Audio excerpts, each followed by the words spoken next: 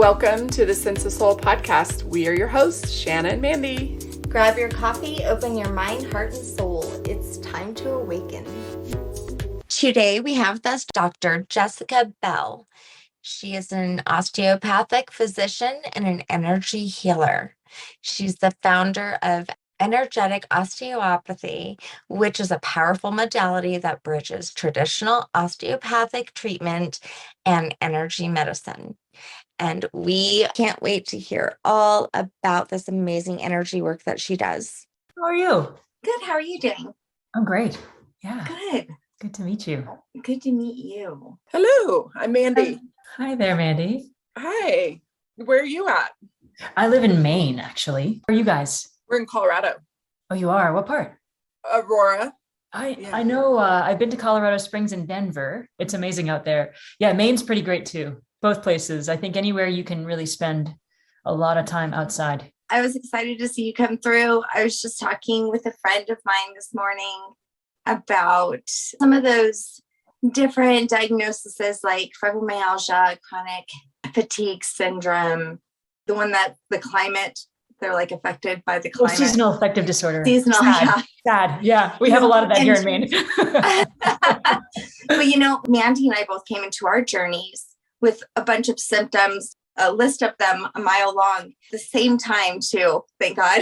We kind of had each other to bounce off of each other. But we were both diagnosed with fibromyalgia at the same time as well. And Mandy often talks how many people our age are also diagnosed with like thyroid issues. And there's all of these diagnoses that seem to be really popular in our generation. How old are you guys? Do you mind if I ask? Oh, no. We're both 46. Oh my gosh, we're the exact same age. Oh There my you gosh. go. Well, then Yeah. yes. So you know these. I know it. I know. I was like, it's funny. You can't place people's age anymore. It's really fun. Those of us who are kind of like awaken on a different path in life. I feel like we're just ageless. So true. Yeah. Oh, how awesome. So you're both 76? Yep. Yeah. When are your actual birthdays? April 25th. Nice. May 15th. Okay. All right. I'm the baby. I'm October 4th. Okay.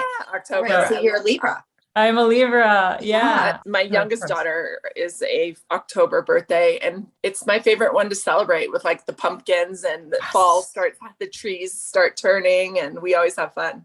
Yeah. It's a great time of year. It's my favorite as well. Oh, how fun that we're the same age. I love that. That's so great. And you want to know what, speaking of on that also, it's really hard for women to pinpoint where it's stemming from and where the core of the issue is, because dealing with a lot more symptoms too, like our menstrual periods, menopause, our hormones get jacked up when we're pregnant. And then when we give birth, and then if there was trauma when you gave birth, and then just all the other things that have to do with life that you add on to that, like me with my asthma. And I feel like sometimes your head just starts spinning, trying to figure out like, well, it could have been from this. It could have been from this. And I mean, it's just like, what the heck?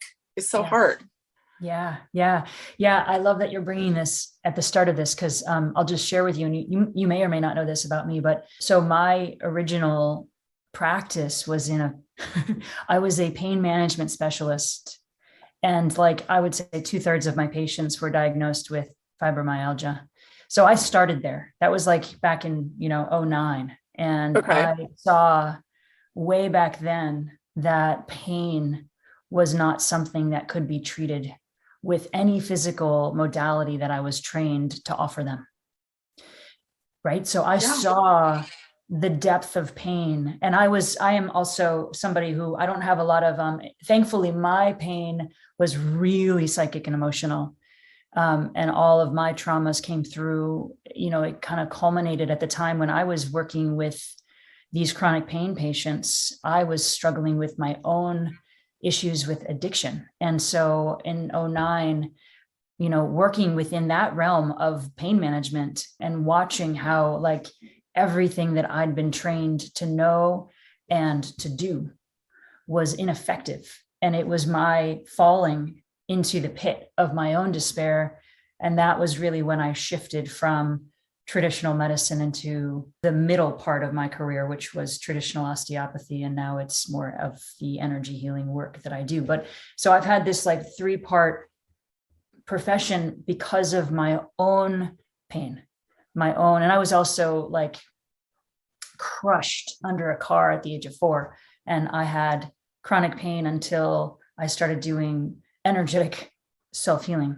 And that's now what I teach. So it's great. I love this so much because everything that I have experienced in my own body, I'm also trained to diagnose in others, And so it's really been a powerful path to see firsthand, but also through just the experience that I've had in working with patients over these years, these 20 years, really, since I've been out, how limited, we are right now in our current medical model of being able to really wrap ourselves around what's happening to the physical body. You cannot describe what's happening to the physical body with a physical diagnosis. It just doesn't work.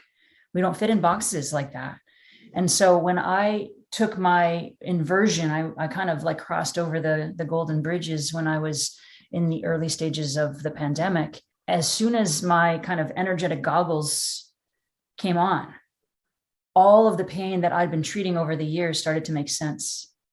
And that was when I stepped out of pain in my own body. And that's what created the curriculum that I now teach and the work that I now offer. So wow. I love that you're bringing that because, I think I've always found fault with the system that I was planted into, but had to kind of, just stay stuck in it for a while. I mean, I suffered along with all of us, as I was prescribing opiates to other people, I was prescribing them to myself as well. I mean, it was a really, really hard journey. We're adding another issue to what someone already has. Exactly. The middle part of my career was as an osteopathic practitioner. So I was trained by somebody called, his name was Jim Jess, and he died last year. And he taught me how to feel energy in people but didn't call it that. Right. So, he called it biodynamics. And that's really what, our modern medical system, even the osteopaths who are more, and you guys live in a pretty osteopathic rich community. So do you have many DOs around? Do you kind of know what osteopathy is or? Cool. Yeah. Why don't you explain it? Yeah. Yeah, happily. Yeah. So we have 2 ways of being a doctor in this country. You can either go to an allopathic medical school and become an MD, medical doctor, or you can go to an osteopathic medical school and become a DO, doctor of osteopathic medicine. Mm-hmm. They're the exact same as far as licensure and privileges. So a DO can be a surgeon just like an MD can be a surgeon. But the DOs are trained in a hands-on modality. So the DOs from the first day of medical school are given tenets, meaning that the body is self-healing and self-regulating, and that we are made of essentially God, and that we have within us indwelling therapeutic healing forces, embryologic forces that restore health and vitality within our bodies. We have that inside of us. We're born with that. And so the osteopath is trained to tap into that, meaning to catalyze a healing process in the patient and find the health as opposed to treating the disease. And so it's about the lens that you choose. As a first-year medical student, I started putting my hands on my colleagues, my co-students, and we learned all of these ways to help one another in medical school. It was a really amazing way to go to medical school, but as an intern and then as a resident, so you graduate from medical school after 4 years, and then you go off and you become a medical specialist or a primary care doctor. And during the postgraduate years, most DOs lose their hands. They stop using their hands. They stop. And the reason is because they get stuck in the system. And so what has happened is that most DOs are now becoming very allopathic, meaning they're just like MDs. And maybe they'll use their hands once in a blue moon, but they don't often put their hands on patients anymore because of our system, right? Because patients are really sick. The system is a business, and we're trained and reimbursed for quick things and medicines and interventions. It's really tragic what's happened on this planet because we had this visionary who came through at around the time of the Civil War, and that's when osteopathy was born. It was galactic, basically. It was brought through. I mean, it depends on who you talk to, if you're into the galactics or not. Like if you're a light worker, then you know that what came through was a channeled message as I do. But what other osteopaths are connecting into is maybe not quite that esoteric and spiritual, right? But basically, it's really amazing what happens when an osteopath starts to treat a patient, because, you know, all I can say is that the first time I connected into the rhythms that happen inside of the body, and I also had this other education, meaning I was a medical doctor, so I got to learn anatomy and physiology from the inside out. When you combine those two things together, the knowledge of the human body in its complexities and in its intricacies with the subtleties of the breath of life that runs through us, all of a sudden, and this is what I do now, there's an image of human form in perfection. All of that discord, all of that density, and all of that dissonance that creates physical symptoms are seen. I can see them. And the moment that I see them, they start to shift. And then as an energetic healer now, I help to bring that through. So it actually starts to move and shift and alchemize back to a flowing state. So getting back to that original question. So a DO is trained in a really mystical way, but very few people actually will start to use those skills or even see them as mystical. And then there's a very small amount of doctors that will get really into osteopathic practice and start to pick up this stuff. So that's what happened to me. I fell away from pain management because I saw how ineffective it was. I was sick myself. And then I went away and had a pretty lengthy treatment process back in 2009. And that was really when I woke up to the fact that we are just these beautiful beings of light. You know, that was really when that started to take hold for me. And because of my history with addiction, I knew that I didn't want anything to do with mainstream medicine anymore. Still a doctor, but I knew that I didn't want to prescribe. And so here I am, this pain management specialist. And I was like, well, what do I even do? Right. And so what I did was I went back to train in a medical school here in Maine to become a neuromusculoskeletal medicine specialist, which is basically a fancy way of saying I got back into my osteopathic heritage. I basically went into a training program where I put my hands on patients all day long, and I re-vetted myself within, you know, these principles of treating patients osteopathically, just like I'd been taught. Or there was a beginning, the first 2 years of medical school, you are, as an osteopathic student, you learn really foundational. It's like the building blocks of osteopathy. And then as you evolve, the ability to connect and feel things, you get into subtler and subtler and subtler, which aren't so subtle to me now, but you get into the more esoteric realms of what's happening inside of these bodies of ours, and how can I personally, as a physician, go in, feel it, and and help to correct the imbalances that happen within us. So it's a pretty cool thing. And I think that that's really where medicine is going back to. And that's what I recognized as like a huge gaping hole in our system is, the doctors who both have the medical training and the skill set. And that's what an osteopath has the potential to be. There are very few, and it's interesting because now I'm way out there. You know, I'm talking about multidimensional selves. And I mean, there's the sky is the limit. There's nothing that I won't talk about now, because when you step into energy, it's everything. And so it's really hard for our doctors to let go of that ego that keeps them separate. We're not separate here. We're all made of the same stuff. I happen to have a skill set that's pretty cool, and I can teach you how to do it, right? It's not unique to me. And so I think these osteopaths and medical doctors are like, hold on a second. I went to medical school and I got all this training, and I have been trained to have the answers and to be able to offer these interventions. And we're dissolving all of that. You know, this is about like, we're just like here to be together and to learn from one another, and all of our gifts and all of our skills are valid. And I'm here to kind of help you to remember that. So it's been a journey, I'll tell you. Amazing. Wow. That was a beautiful explanation. You're so good with words. Completely understand exactly what you're talking about. I'm glad, because I do channel. And so sometimes it can be a bit of a fire hose, and it's a flowy one because I am that Libra, like watery. So I'm glad it was clear. Yeah, it's very clear. Cool. Yeah, sometimes translating it all into English can be challenging, you know? Yeah, it can, because I can remember the first time I saw a guest come across that said they were doing quantum healing. In my mind, I was like, what the heck does that even mean? Yeah. Sometimes we just get really hooked up on the words and the vocabulary, and a lot of people are that are awakened are doing similar work, but just calling it different things. Yeah. So it gets confusing.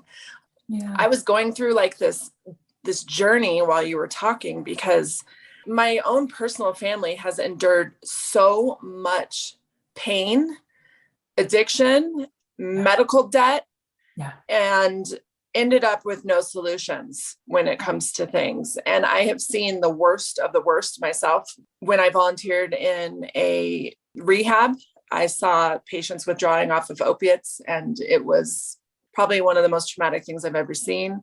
I even went to one in Detroit where you walked into a warehouse and they were just lined up beds of patients getting IVs to be put out and then injected with cocktails to help them withdraw faster.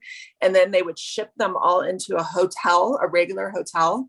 And regular people didn't even know that the first floor was people withdrawing and detoxing. And you could just hear people moaning and crying out of the rooms. And they would have nurses come in and administer like 30 different medications to these patients that were withdrawing for an entire week, and then put them on a plane and send them home, which was completely different than what I was seeing in the rehab that I worked at. They would medically withdraw them, and then it was a 30-day program. But, it is such a huge problem, and it has been more talked about in documentaries and on TV, and people are being exposed and held accountable. But there's a lot of people that died, and a lot of people that are still addicted. And I have a lot of people that I know from my brother's battalion. He was in the Army, that when they got out, they were put on opiates, and then they were yanked away from them. And now they either died because they turned to heroin, or they're still on the streets. And then you add in the layer right now, the issue with the fentanyl and all of those deaths. Mm-hmm. I mean, it is so terrifying.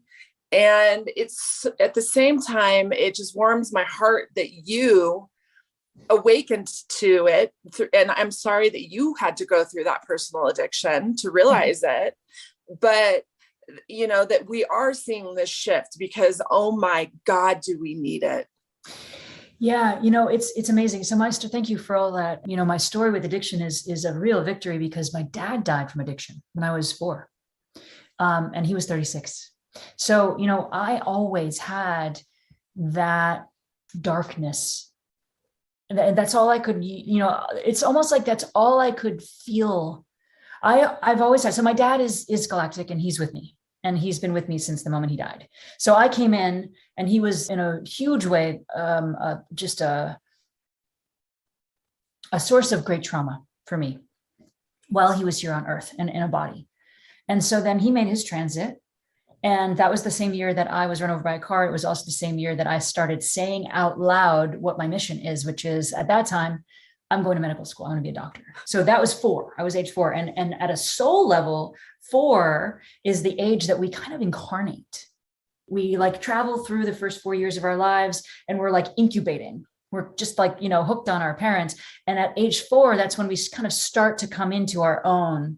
Not quite yet. I mean, it's anywhere between the ages of 4 to 7. But it was the beginning of this transit that I was making away from, just being this fetus in a vegetative state to being here on this planet. And so at that time of my life, I had a physical trauma that lasted many, many, many years, which thankfully happened because, as I'll share with you in just a moment, that was one of the most important lesson plans that I had crafted from soul level to move through physical pain.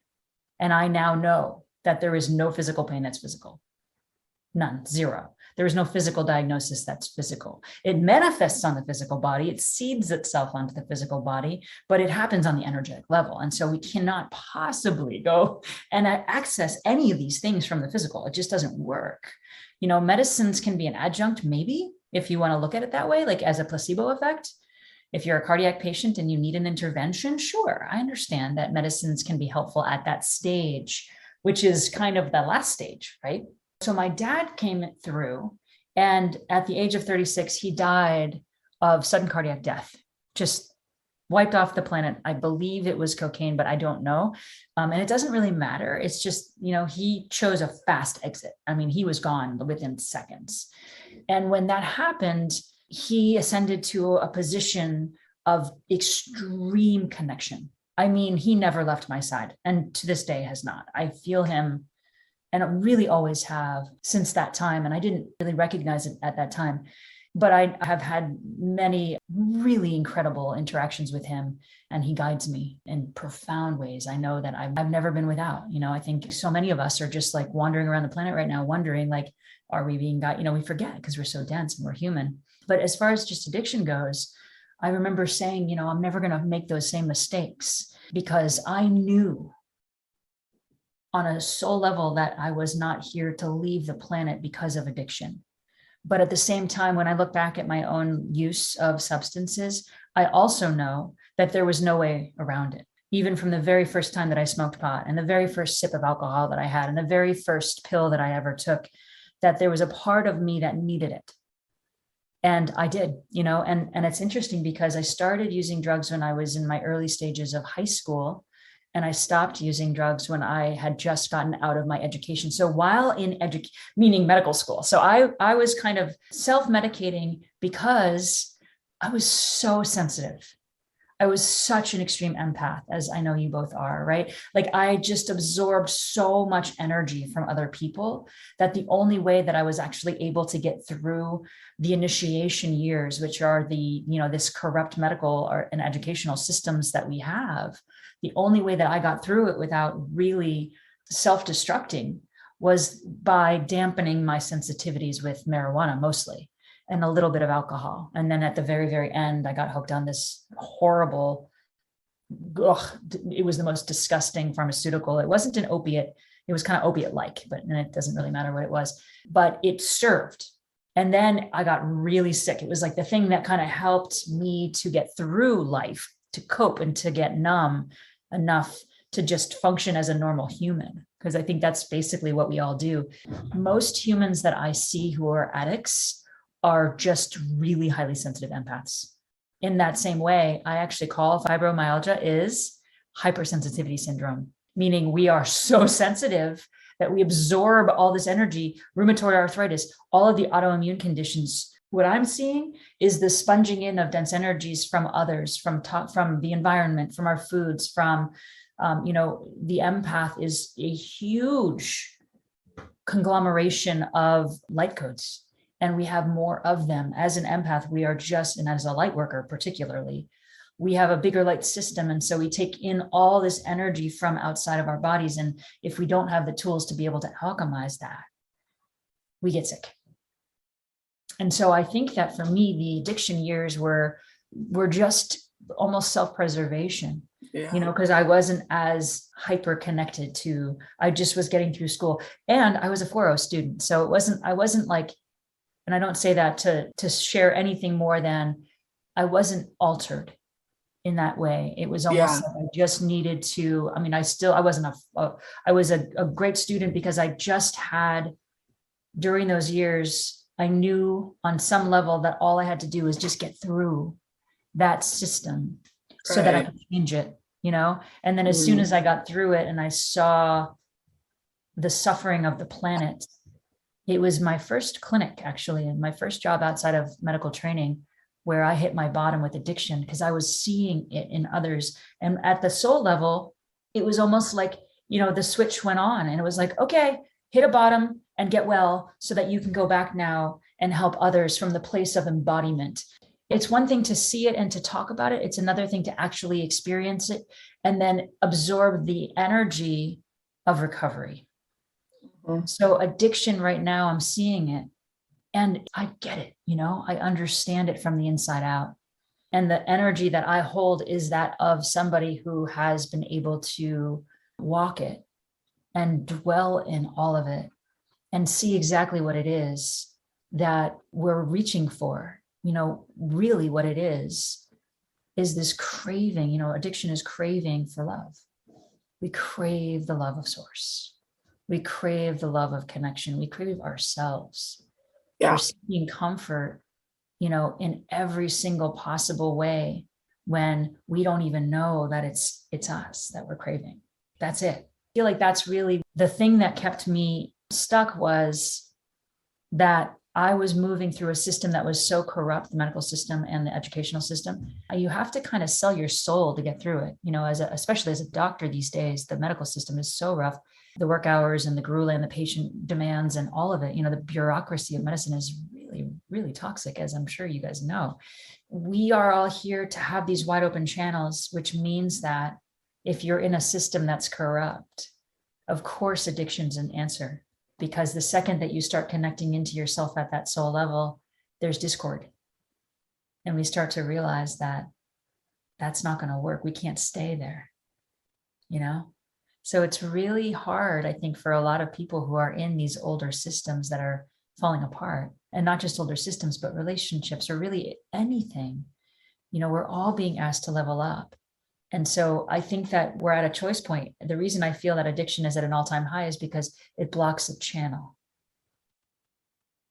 So if you're trying to stay in a life that's not serving you, it's an easy solution. And when I started to connect in with my dad all those years ago, I realized that the second that drugs and alcohol were no longer in my body, that my mystical abilities, my psychic abilities, my supersensory abilities, they blew up. And so now in my life, I can barely even eat sugar because I feel altered, and I feel like that's where we're all going, is into these deeper and deeper states of connection with wide open channels into ourselves. And so those people that are here on the planet that are addicted, who are choosing to stay addicted, who are choosing not to go in and do the healing, they are actually leaving their bodies to be able to add an energetic of support to those that are here to actually get better and to recover. So it's an intense time. I have a good friend that just lost his son to fentanyl-laced heroin.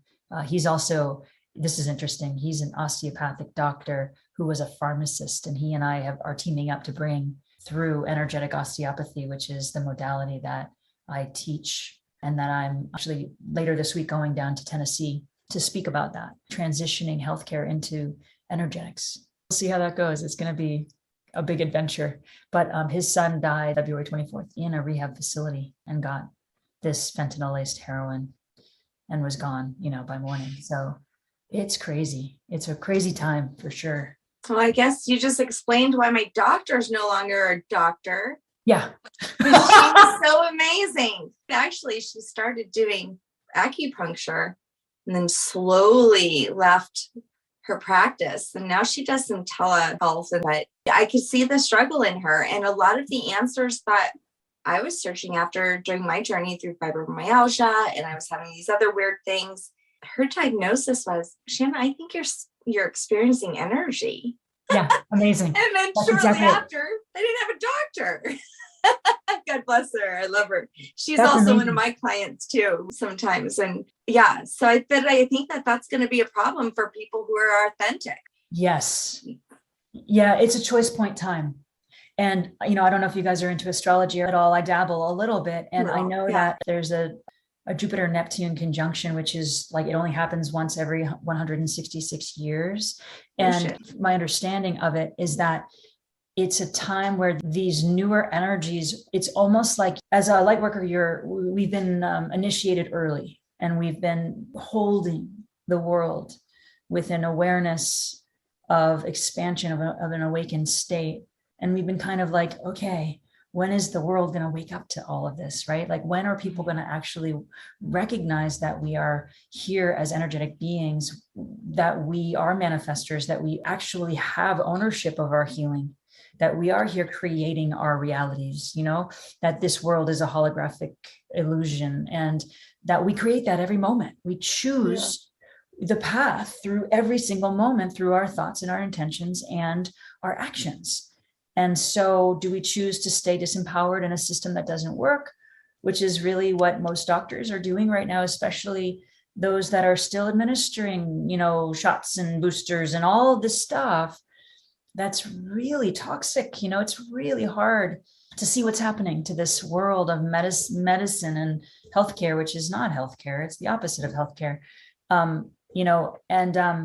But this conjunction that's coming is a time where there's a massive shift where even those that we didn't think would wake up actually won't almost have a choice. So that's what's happening. I've been understanding ascension as like a 4-year process starting in 2020. And then, of course, the new earth will have to reconstruct itself. But the real deconstruction phase is these 4 years. So 2020 to 2024. And so we're really approaching that halfway mark, which is when people are going to start to really fall apart. There's a real paradigm shift that's about to happen. And I think what you said, the word that really rang for me was authentic.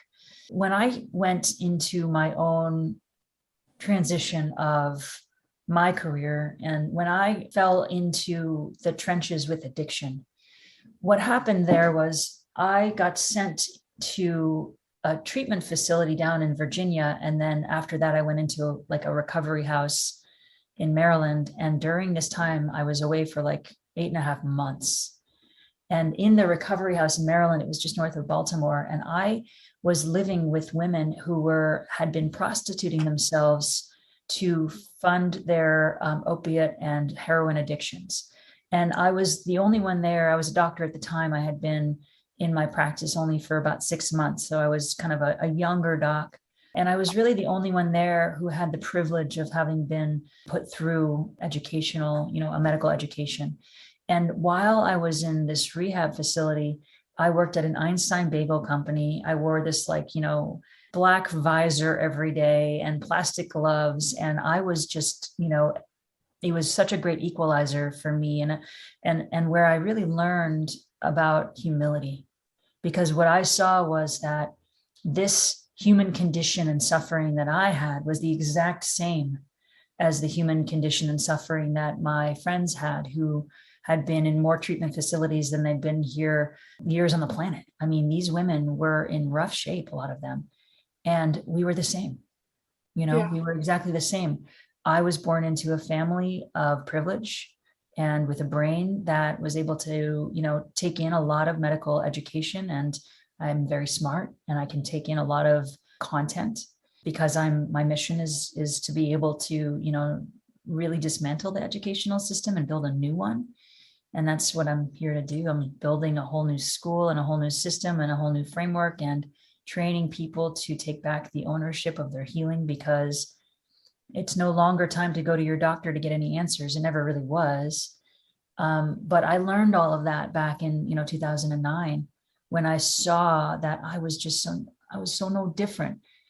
I was privileged, like I was given opportunities and I was born with a mission that called me to that particular path at such a young age. And so I just always aligned myself onto that path. But, pain is pain. And, being a human is being a human. And I just have learned about humility. And I'm now with a woman who is amazing. She's an energetic alchemist and she doesn't have any advanced degrees, but she's the most wise, intuitive human I have ever met. And the emotional authenticity that she lives her life through I've just never experienced anything like it. And that's who I live my days with now, So I've been learning about deeper states of authenticity and humility and really the emotional energetics that what we're all being asked to lean more into now. And that is, how can we feel more? And then we feel better, right? The more that we're able to alchemize the energies of the emotions, it's actually not the physical body that gets sick. It's the emotional body that gets sick. It's all of those feelings, all of those emotions that we've been programmed to not feel and to be stoic and to be achievers and to not listen to our bodies when our bodies are telling us exactly what they need. That's how we get sick. Those are the symptoms. And so that's what I've been seeing energetically in the physical body, because when you ignore that for year after year after year, starting from the time that we're just these infants, in utero, we absorb this stuff. we bring it in from our past lifetimes, right? We've all been laden with these densities and these programs that create limited belief systems in our minds. And then we become that. And it seeds itself into the fabric of our physical bodies. And so how do we get it? We feel. I bring in an emotional, energetic framework. Actually, my partner and I are teaming up together. So she brings in the emotional alchemy. I bring in the physical energetics, and the curriculum that we teach is both. So it's how do you feel while also getting into the energetic framework of your body to clear it. It's kind of this like cool thing that we're doing. Wow. You're speaking our language, but you say it so very beautifully. Don't you think that, Mandy? She's like, you're like music to my ears. Thank you. It's energy, right? So words are just vibration. Yeah. And what comes through, and this is what I know. This is why I know that it's important just to get on to as many stages as possible, because 70% of our presence is energetic vibration. And the words are just English translation for that energetic vibration. And so the life that I've lived has been really hard in a lot of ways. And it's been the most incredible blessing. Everything that I have gone through, addiction, the death of a parent, I've been through a divorce, I've gone through, talk about trauma, the medical system. As an energetic sensitive, to go through that, what a gift it was to see it from the inside out, but also how abusive it was. And so, none of those energies, none of them came in to harm me. And so what I've had the opportunity to do now is see it all and feel it all and continue. My partner brings in a framework that has taught me how to be connected to my little kiddo who was so traumatized that I didn't know even how to begin to feel. I think so many of us just get so disconnected from our bodies. And that's what fibromyalgia is, by the way, right? It's a disconnection from our bodies because there's so much discord and dissonance and disharmonic energies in there that it starts to seep out through those myotendinous junctions, which is really those points, those tender points that are the diagnosis. You have to have 11 of 18 tender points. I mean, we could talk that language all day, right?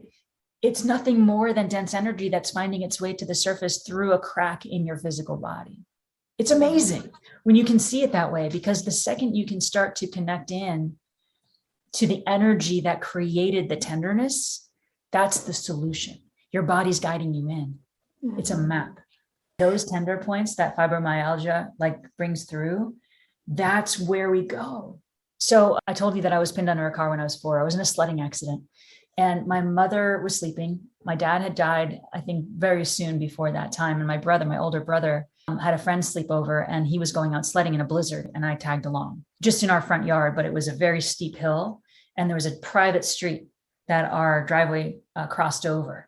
So we're sledding down this hill, whiteout conditions. And all of a sudden we see headlights, and I was the one in front, and the car got stuck on me.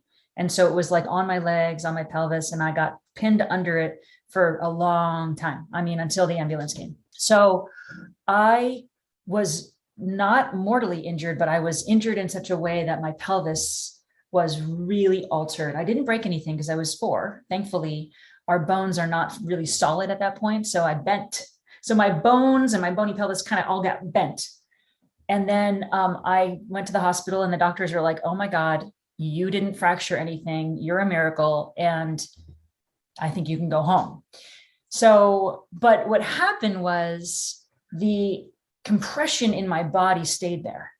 And it started to come out in ways that I've always been an athlete. And I just kind of kept moving. I learned how to move around pain. I kind of grew up with pain, physical pain in my body because of that injury. But when I was in my early adolescence, it took me down. I collapsed on a soccer field. I was a competitive soccer player, and I went to cross a ball, and my legs completely went out from under me. And I went to all these doctors, and they were like, sorry, there's nothing we can do for you. Just go home, essentially, and never play soccer again. And so that was fueled me from a really early age, because I was only 13. And already the medical system was basically saying to me, there's nothing we can do for you. just go home and go to bed, basically, right? That's the story we all get. Sorry, I don't know what's going on. And so I just always knew that I was not here to listen to them. And I went to the gym at the age of 14 and I started lifting weights, and I taught myself how to build muscle, and the muscle held my bones in such a way that the pain went way down. It was never gone, but instead of playing soccer, I started playing lacrosse, and I became a really competitive lacrosse player. And I just kept on going through my life, knowing that I was here to do things differently because people were telling me I can't do it. And I just internally was like, oh, really? Yes, I can. And watch me. And that's why I ended up becoming a DO, actually, because I loved the philosophy that the body is self-healing, because I had witnessed that. So fast forward 2 years ago, I was 44. It was almost 2 years ago. And I've always had pain in the left part of my sacrum where the car hit me and ran me over.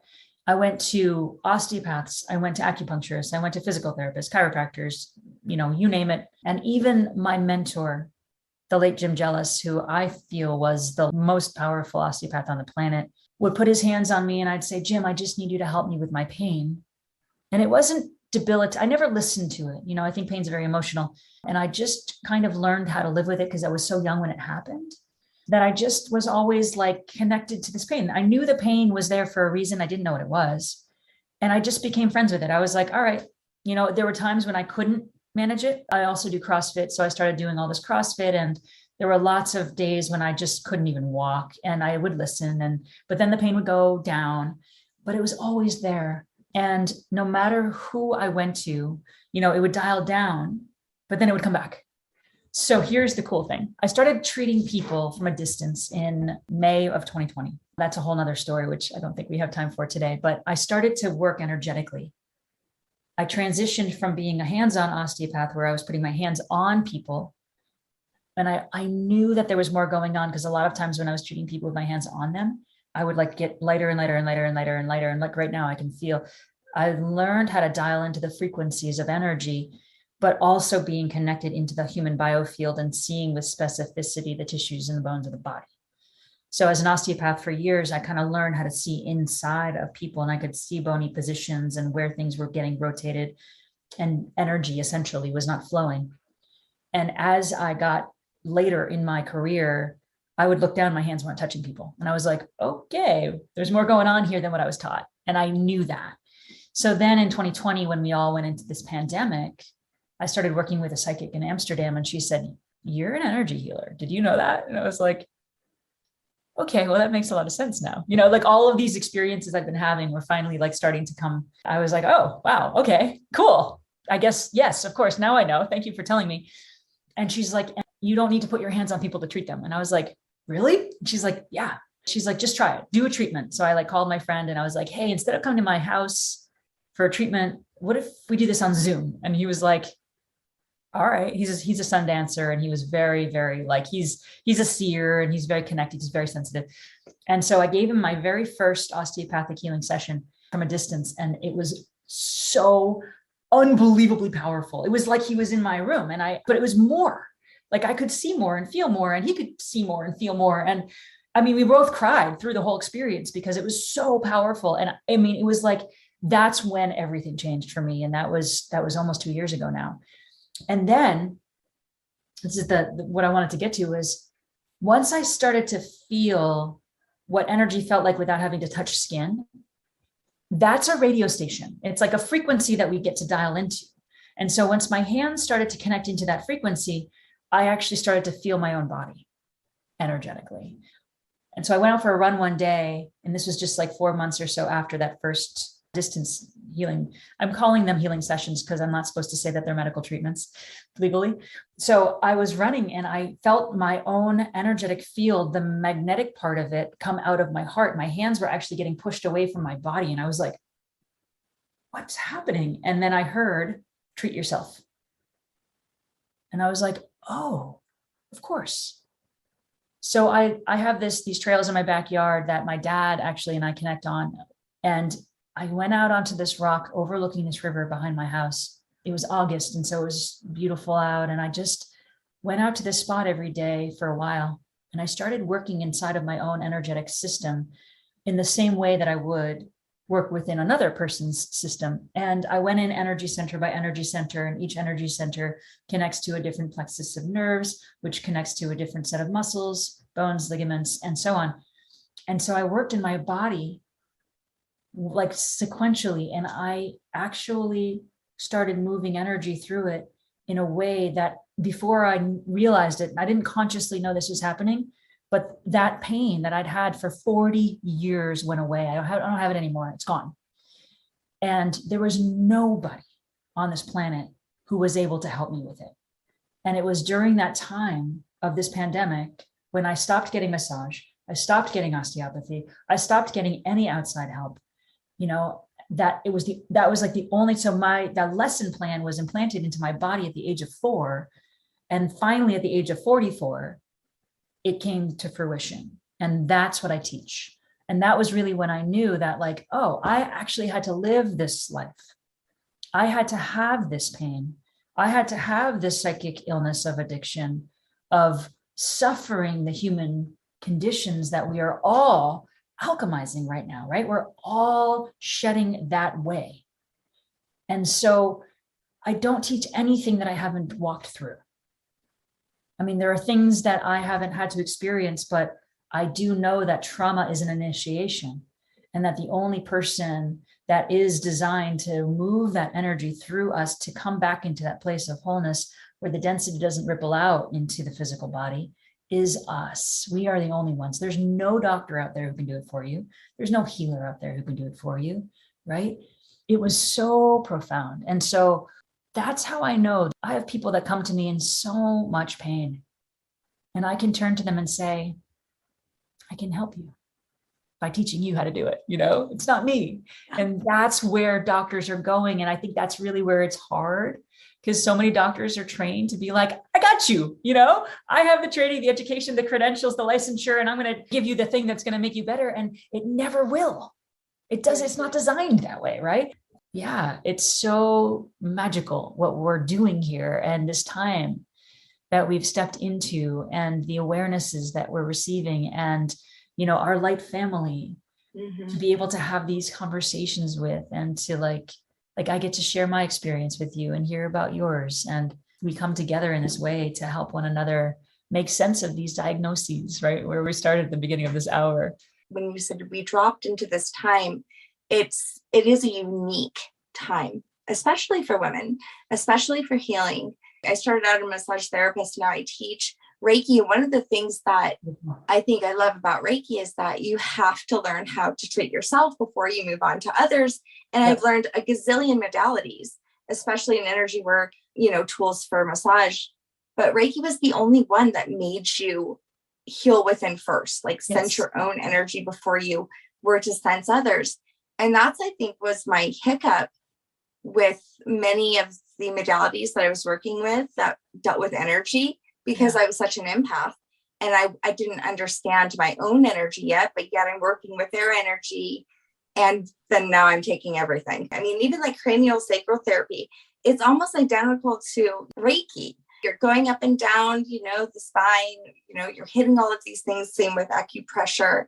And I just found that no matter what you call it, like you said, your doctor called it, what did he call it? Biodynamics, which is cranial osteopathy. Right? It's just cranial. Like no matter what you call it. 100%. Don't you think that learning energy, like learning your energetic body, should be like a vital part, whether you're a doctor or a nurse or a PT? Yeah. Yes, 100%. I love that you just touched on that, Jenna. So what I teach, after like witnessing that pain, which these are just initiations, all of it, every single thing that we feel in our body that's been kind of hanging on, it's like the lesson plan of the soul. And so as this pain management specialist by training, I'm what they call a physiatrist or a physical medicine rehabilitation specialist. That was the specialty in medicine that I chose because I thought I was going to be an orthopedic surgeon. I just love the body so much. I've always been drawn to the body, but, I didn't really know what it was, like that I was being drawn to. And so it was like, at first I was very black and white in my thinking because I was still addicted. I was still kind of in that old life. And so nowadays, the path that I've been able to walk here is, as a doctor, I was trained to put myself last and my patients first. As my partner actually is a massage therapist and is also an energy healer, and is also an emotional alchemist, and is, so I get the training model that we've all been, all of us, any body worker has, minus the Reiki. I love that you're a Reiki master as well, because, I didn't get it. Because of my history of addiction, I was taught that I'm going to always have to take care of myself. In addiction, I was in 12-step recovery for a while, and I went to AA for many years. And then finally I was like, wow, that wasn't serving me anymore, because the AA model actually teaches that there's a higher power. That's not you, like that we have to kind of pray to God in order to stay sober and keep our channel open, but that we are not God, And so what I was able to, again, drop into was, oh, wait a minute. We are like our energetic bodies, like God is inside of us. Like we are that, we're like these slices of that ultimate source that we've come from. And so, but that source has to be cleared. We have to take care of ourselves on this dense earth and in these dense bodies. And so my teacher taught me very early on this word called an inversion. And the inversion that I was having at that time was, it was kind of a different inversion. My dad came to me through a medium 4 years ago. I was having dinner with this medium who was just a friend of a friend. I was going through a divorce at the time. And she said, I strongly encourage you to come back to my house after dinner. And so I was like, okay. So I get into her living room, and she said, there's this man who will not leave me alone. And he's standing on your right now. And I felt him, it was my dad. And she and I had not talked at all about anything. We were just having dinner. And so all of a sudden she told me everything about him. First, she convinced me that it was him because he died of something called cardiac tamponade, which is where your heart sac fills with blood. And then all of that fluid rushes to your lungs and you can't breathe. So she said to me, this is your dad. He wants you to know that they thought it was sudden and that he was having trouble breathing. And she put her hands here and she said, he knew. And he knew it was time to go, and he knew it was time to help. And so he basically spent the night with me and gave me the instructions. And he said, you need to go and finish your teaching. He said, with the man in the mountains, the big man in the mountains, Jim Jellis lived in Ashland, Oregon. And she said, you have to finish your teachings with him because you have to teach on a world stage. But first you have to finish your teachings with him. And so I went to Jim. I got into 3 of his courses that summer, which normally are sold out for like years. And of course, my dad helped get me on a plane 3 times that summer. And I stepped into Jim's classroom, and he said to me, well, hi there. And it had been like 8 years since I'd been in his courses. And I said, oh, do you remember me? And he said, yeah. He said, but you've had an inversion. And I said, what's an inversion? And he said, it's when the unknown becomes the known. And I said, my dad came to me, Jim, and he told me to be here. I said, I know now what's on the other side of the veil. Like, I know that. I'm with that. I'm with spirit now. And he said, obviously. And I said, Jim, my dad told me that I was going to teach, but I don't know what I'm going to teach. And he said, well, yes, you do.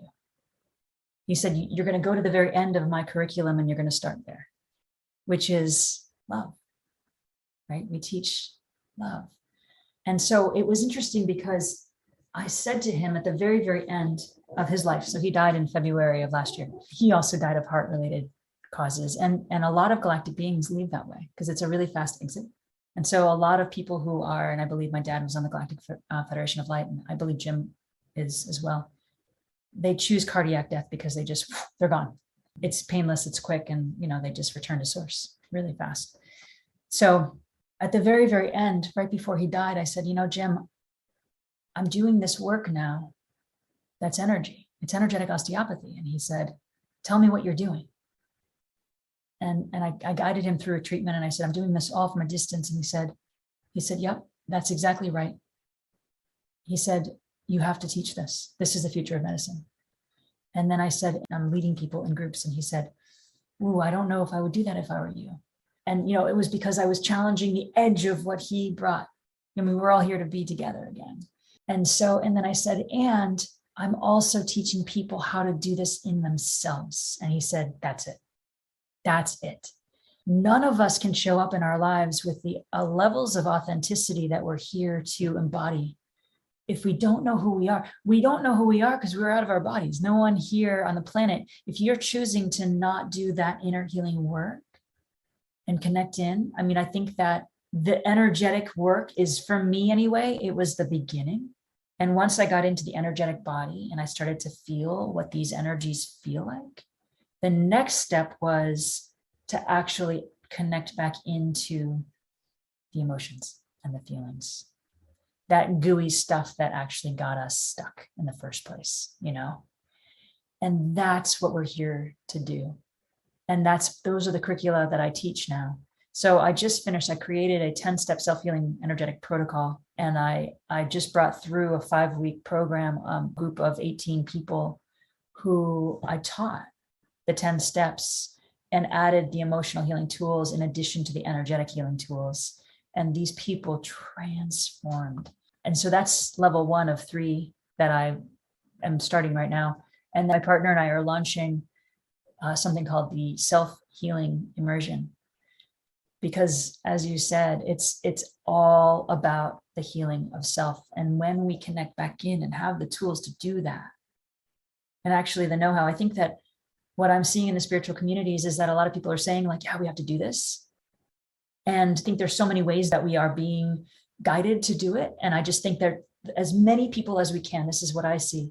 Like, I'm here to hold the hands of as many people as we can who can teach tools, teach the how to do this. How do we do this? Because the way I teach it is going to resonate with some people and not with others.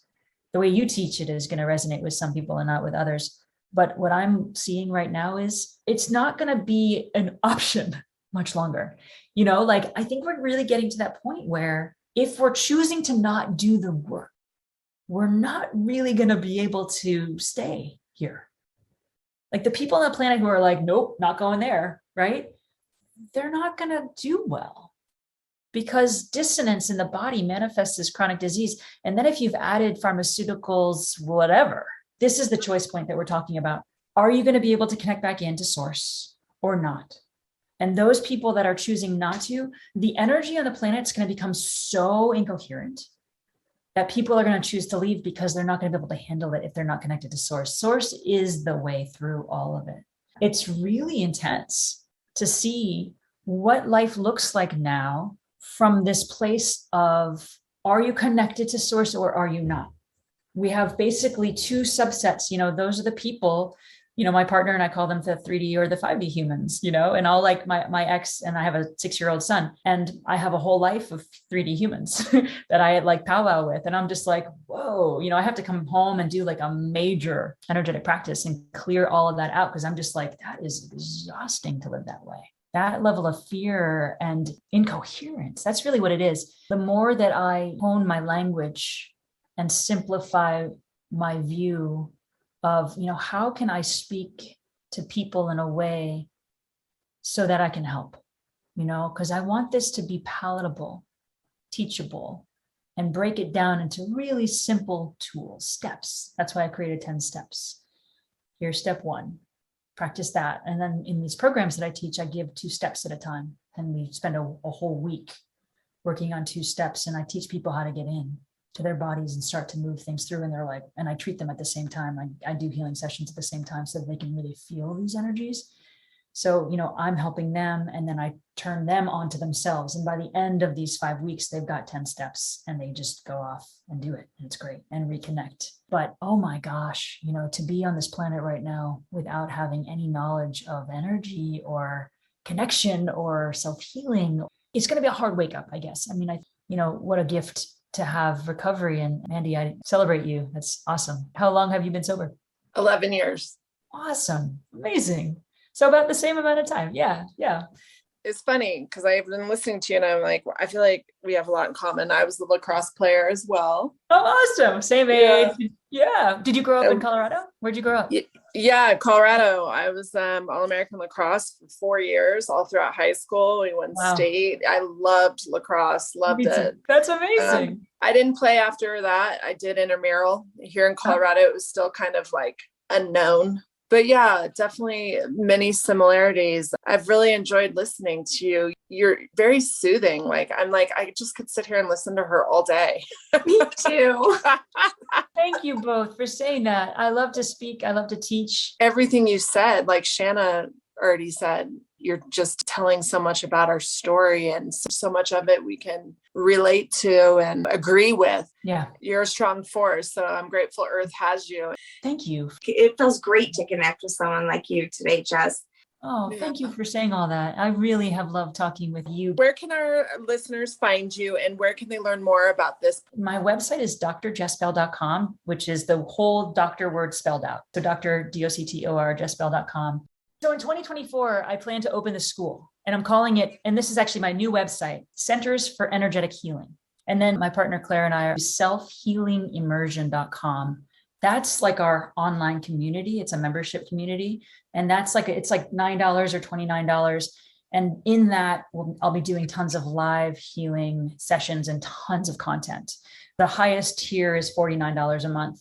And that's like Q&As, 2-hour workshops, group healing. I do group healing sessions, which is more powerful than the one-on-ones are powerful because it's more of a specific target to like wherever in your body. I'll actually be able to see inside of your body where density is kind of lodged itself, and then we move it through. It's really powerful.